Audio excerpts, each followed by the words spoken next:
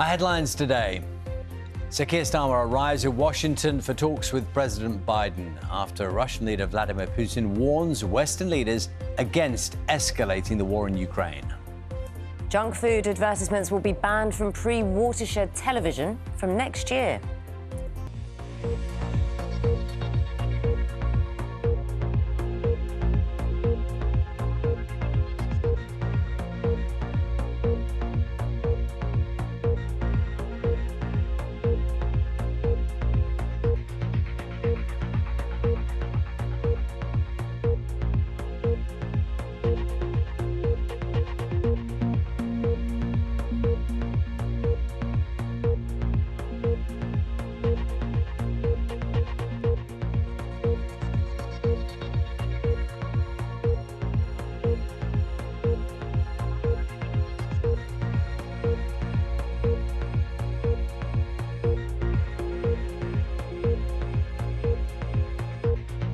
Take a look at some of the papers. The Telegraph has the Foreign Secretary David Lammy giving an interview to it in which he says the UK and US must give Ukraine the weapons it needs to help defeat Russia. Sir Keir Starmer is expected to discuss the conflict with President Joe Biden during his trip to Washington. Let's have a look at the i-newspaper, focusing on news. Junk food adverts will be banned from TV before 9 p.m. That's from October of next year. The paper says campaigners have welcomed the move, which they say will shield children, something we're going to be talking about a little later on in the programme. The broadcaster and assisted dying campaigner Esther Ranson features on the front page of The Express. The paper leads on findings from a so-called citizens' jury, which voted in favour of assisted dying in certain circumstances. We'll have a report on this from our medical editor, Fergus Walsh, in the next half hour. And BBC News website reporting that the artist David Hockney has backed a nationwide drawing project. This is part of the schedule for Bradford's year-long City of Culture celebrations. Footage has emerged of a number of flares being let off on Hammersmith Bridge on Wednesday night.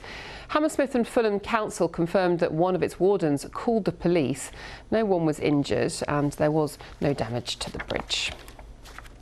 One half of a pair of rhinos has died after an ultrasound scan revealed she'd not responded well to cancer treatment.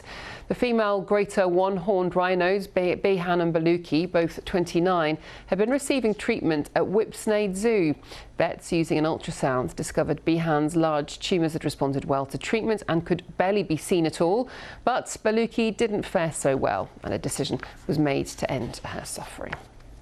There's a debate going on about returning online shopping and whether or not you should be charged for it. And this is something that Peter is looking at. It's definitely got people talking, hasn't it? Yes, ASOS has been the latest to charge some people for sending stuff back. How are they working out who they're going to charge? Well, we've had an email from someone who's been told they are one of these people with what's called a regular return rate. So ASOS have identified some people that they're going to be keeping a track on. I'll explain all. Good morning, everyone.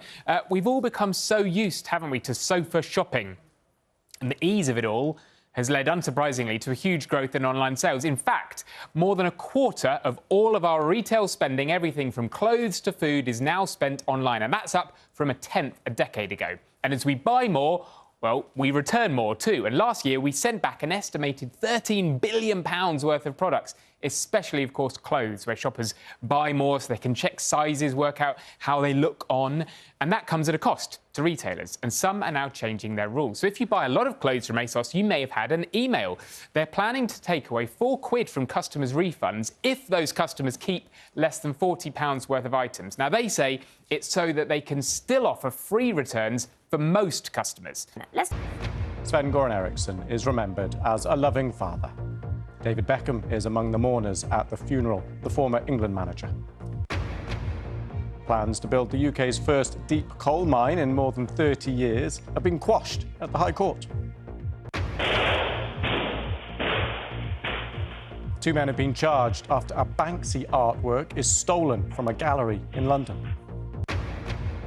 And a spot of lunch for a rare whale at risk of extinction. The winning image at this year's Ocean Photographer of the Year Awards. A woman has been cleared of a racial offence after she held up a placard at a Gaza ceasefire march depicting political leaders as coconuts. Maria Hussein had pleaded not guilty to a racially aggravated public order offence. She held a sign showing former Prime Minister Rishi Sunak and Cabinet Minister Suella Braverman placed alongside coconuts at a pro-Palestine protest last year. The judge ruled it was political satire. Tributes are being paid to a teenager who appeared in Freddie Flintoff's TV show Field of Dreams after he was killed in a car crash. 18-year-old Umar Mahmood featured in the first series of the BBC documentary in 2022. Scotland's First Minister has urged the owners of Grangemouth oil refinery to reconsider its premature closure. Yesterday, Petro-Ineos announced Scotland's only oil refinery would shut next year, putting 400 jobs at risk. And a merger between phone networks Vodafone and Three could lead to higher bills and a worse service. The UK's competition watchdog has warned. The Competition and Markets Authority says a lack of competition could mean customers get worse deals. And the BBC presenter Jay Blades has been charged with engaging in controlling and coercive behaviour against his wife. And Prince Harry says fatherhood has given him a renewed sense of purpose to make this world a better place. He turns 40 on Sunday. Also tonight, the Metropolitan Police is making cuts to its youth cadet programme amid criticism that it will harm its own future. And I'll be speaking to a double gold medalist who's brought her medals with her. It's open house weekend and I'm at the Brixton Advice Centre, which has not one but 2 blue plaques to black activists. And if you can't make it to Singapore or the Philippines for a weekend break, then head to Battersea Power Station. It might be the next best thing. A man has been arrested on suspicion of murder after another man died following an attack on a busy street in Brentford on Thursday. Essex police were called to Ingrave Road. The 38-year-old man who was arrested remains in police custody. A former Metropolitan Police officer has been jailed for stealing cash from a man who collapsed and died in the street. PC Craig Carter of Harlow in Essex stole about £115. Carter took money after he was sent to collect personal items from a man who died in Hornsey. Carter was jailed for 16 months. And a food bank in Southwark says it's been overwhelmed with support after BBC London told the story of how they'd had their food supplies stolen. Well, among the people who pledged support are the Prince and Princess of Wales, who have pledged to pay more than £3,000 to replace the missing goods. Talk about this. Bradford officially announced its programme of events for next year. It's going to celebrate being the UK City of Culture. It will include a drawing project supported by the artist David Hockney, and the city will host the Turner Prize. The City of Culture Prize was introduced after Liverpool's successful year as the European Capital of Culture. That was in 2008. And then it was decided that a new UK City of Culture would be announced every 4 years. And so far, there have been 3. There was Derry, Londonderry, took the title in 2013. Hull took the honour in 2017. Most recently, Coventry in 2021 wore the crown. And so now it's Bradford's turn. And it's giving civic pride a bit of a boost. Olivia Wright is from Bradford, and she's been delving into the city's rich history. Hi, I'm Olivia Wright, one of the new voices of Bradford for the City of Culture 2025, and I'm going to be sharing some of the rich history of this amazing city.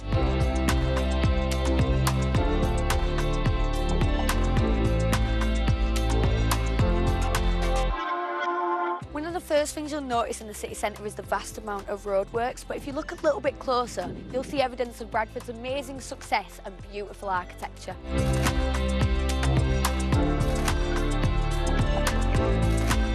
I've come to meet a local historian to hear more about the origins of our city. Where did Bradford get its name from? Well, originally it was called Broadford, and that's because there are lots and lots of becks and brooks that come through Bradford. Irene often tells one of her favourite stories about Bradford to school children. It's the legend of the last ravaging boar. A tale about Jonathan Northrop, who killed a ferocious beast and cut out his tongue to claim his reward. If you come round Bradford city centre, there are lots and lots of boar's heads, but you've got to look up. And that's the thing with Bradford, with its architecture, etc., is what's above your head when you're walking around and what's below your feet.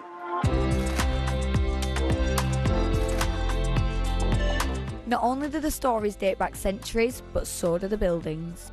One of my favourite gems in the city is Bowling Hall, which can date back all the way to medieval times. Now, rumour has it there's at least 20 ghosts living in the building, but luckily for me, none of them could have a chat today. To find out more about how much Bradford has changed thanks to the textile trade, I've come to the Industrial Museum. So Lizzie, there are so many machines in this room. Do you have a favourite? Well, I particularly love this machine here. This is the Lister nip comb, and it's really important in the development of worsted cloth, which is what Bradford was famous for producing. Where Manchester was known as Cottonopolis, Bradford became known as Worcesterdopolis because it was really known for producing this really high quality worsted cloth that was used for suiting and upholstery. In here we've got some of our amazing looms, and what's really important about these looms is their manufacturer, Hattersleys. Hattersleys are a Keighley-based companies within the Bradford district, and they were producing some of the best quality, best engineered looms that are still used around the world today. What kind of impact would this have had on the people that lived in Bradford at the time? It had a massive impact. So Bradford went from a small wool production village to a huge bustling industrial city within 70 years. So you saw a population boom from around 30,000 to 150, 160,000 people. Bradford had a huge impact on social reform and working reform. So a lot of changes to education, healthcare, child labour laws and working hours reform come out of Bradford and cities like Bradford. After taking this trip down memory lane in our city, I have never been more inspired to pick up a history book. Bradford was once one of the most iconic cities in Europe, and it's now up to us to restore its former greatness. Do you know what? You know when you go to a city or a new place and you think, I like it, but I don't really know it? Livia is someone you kind of want to go around with. We get some background. We will be trying to find out what difference it makes to a city to become a city of culture in that way. So Bradford's creative director, Shanaz Gulzar, will be joining us a bit later on to just see what's expected, how it can change a place. This is all for you, Charlie. OK, I'm going to... So the prairie dogs are popping. Got that right? Do you know about this? The donkey slays and the owl has main character energy. Do you know all these phrases? I know some of the phrases.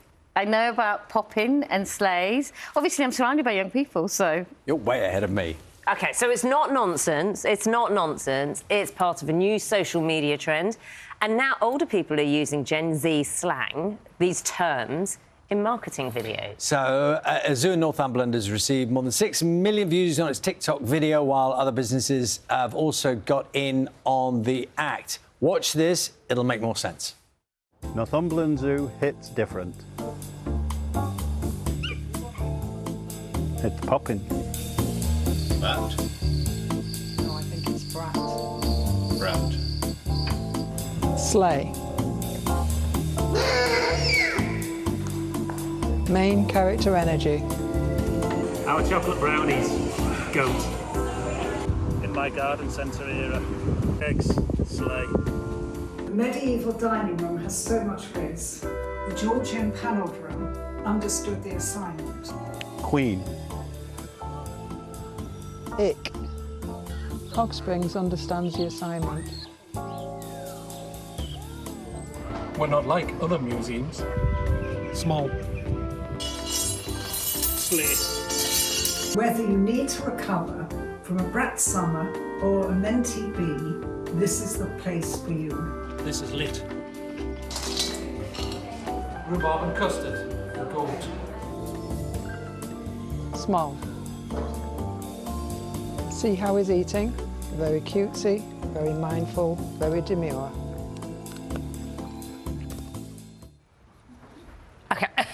You could watch that, and if you are not of a certain generation, could be completely baffled, OK? But we're going to explain all. So Maxine Bradley is the manager at Northumberland Zoo. Hello. Morning. And it was on the 3 videos. Your lovely mum and dad were on the video on the left, right? We will talk about how you got them involved in this in just a moment. We can also say hi to Countdown's legendary word expert, Susie Dent. Hi, Susie.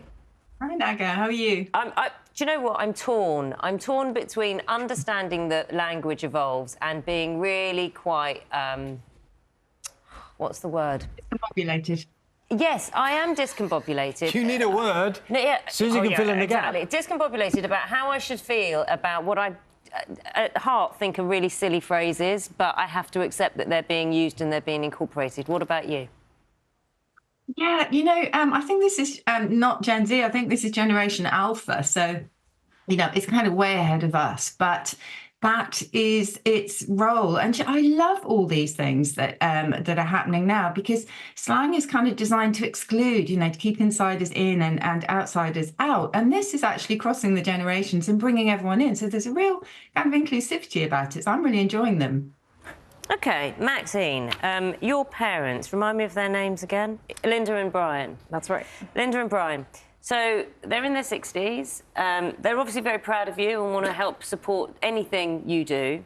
You've decided to talk to your parents and say, Mum, Dad, I'm going to throw a load of words at you and get them film you for a couple of hours.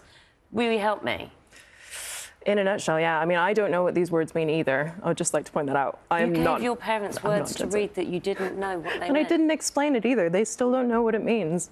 I just know that I just wanted them to say it in like a Wes Anderson fashion and like not smile. That's what I was going for. It was very Wes Anderson. So didn't you actually get the help from someone who was younger in the office? Yeah, it wasn't just me. There was a couple of us that were involved. There was another millennial like me who has a good sense of humour. And then I did have a Gen Z, Claudia, who was on the team, who was like, yes, you can say that. No, you can't say that. Have you got a favourite, Maxine? Have you got a favourite that your mum, dad have said? Have you got a phrase? A favourite phrase that they've said in this video? Yes. I think seeing my dad do this was disturbing. Whether or not it was what? Queen? I don't know. Did you say a word at the same time? Sorry. Queen? Oh, as in their queen. Yes, Queen. I don't know. Yes, Queen. Yeah. It's kind of like yes. Yeah. OK, Susie, you know about that one? Yeah, I have heard that one. I think the whole point, though, is that most of the time we really shouldn't use them because we will just look ridiculous. But as I say, this kind of crosses the boundaries, which I think is quite fun. Who's the we, Susie? We've got to distinguish who the we is. Which we are going to look ridiculous? Well, I think anyone may, in normal sort of circumstances, so not in these wonderful videos, at the moment, I think if we try and say, oh, I'm so glad that, that we're past the Panny D, or I'm having a Menti B, or whatever, I think we would look really silly. I used to think that cool was the one adjective that everybody could use, didn't matter what generation, but now even that gets an eye roll. So it does kind of move so fast, and that is its point. But I think shining a spotlight on the way slang moves, and it's not new, Naggy. This has been around since, the first slang dictionary was in the late 17th century. And, Victorian teenagers were talking about having the morbs if they were a bit kind of, if they were having a bad day, or somebody who was a bit cheesy was enthusiasmuzzy. I mean, slang has been with us forever, and it's a legitimate form of language. You just need to choose the right time to use it. Yes, and Maxine, I dare say, I'm not going to inquire how old you are, but there probably would have been words you used when you were young that your parents wouldn't have used, I dare say, because that's what happens, isn't it, as Susie was saying? 100%. There's always bits of language that younger people use that older people don't. Yeah, I mean, I was trying to think about this last night, and I was thinking, like, cool. Cool was a word that came out. It's not anymore. Maybe, and, like, gnarly. What? I did that on the TV. Oh, my goodness. Gnarly. Well, that was an old one, though. That's from the 90s. Because I asked Claudia... I had wicked and bad. Wicked is a good one, yeah. But I asked Claudia, who was our young assistant, and I asked her, are there any really cool hand movements that are, like, on trend, like this? And she was like, oh, God, don't do that. She's like, now you've got to do this, like the hand heart. The one that my dad couldn't do on the video, that one. So it's what is that? That's the new heart, isn't it? Can you do it to camera one, there? This one. So instead of, like, the easy version, now it's, like that. Oh, for crying out loud. loud. It's the language also. So, Susie, we have the language of hands now as well, just to add to the mix.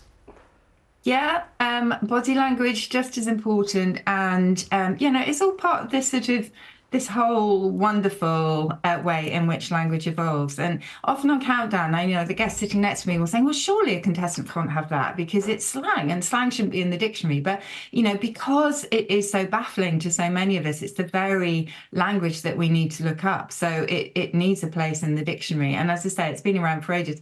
There's a lovely quote by a linguist who said that slang is the language that spits on its hand and rolls up its sleeves. It just gets down to it, really.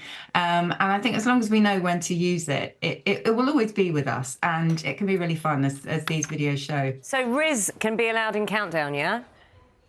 Riz is absolutely fine, I think. Yes, Oxford University Press Word of the Year. What does Riz mean? Yeah. Oh, Riz it's a kind of riff, we think, on charisma. So if you've got Riz... you bring the Riz, yeah. Yeah, you bring the Riz. Like razzle dazzle. No, is that the same thing? No, it's not. Razzle like dazzle. Raz, Susie, it'd be the same thing, would it? Razzle dazzle. It's got a slight. I think it's getting a slight edge to it. So even that one is kind of moving on. I think it's used a lot in dating if someone's got Riz or not. But I'm not sure it's overwhelmingly positive. And that's the confusing thing. There's another word, skibbity, I think, which kids are using, although that might be gone now. But that can mean cool. It can mean the exact opposite. It just shifts all the time, and it's so fluid. And lexicographers are always chasing behind slang. We can never quite catch up. Susie, always good to talk to you. Thank you so much. And thank you for being so diplomatic and ignoring the razzle-dazzle of Charlie. I'm going to say, Susie, I'm going to call you a wordmeister. What do you think about that? Oh, I like that. Yeah. Thank you. I'll take that. And I like razzle-dazzle as well. Yeah, it's good. Thank you. Thank you for your backing. And Maxine, mockery in the room here. Daughter of the famous Linda and Brian. That's what you're going to be known as now. Oh. Hello, are you Linda and Brian's daughter? That is what you've done. Would you like to sign off with some kind of a signal of some kind from your hand language? Oh. No. OK, don't. Actually, I don't know why I said that, really, because that could go so badly wrong, couldn't it? Well done. Not him. Thank you very much.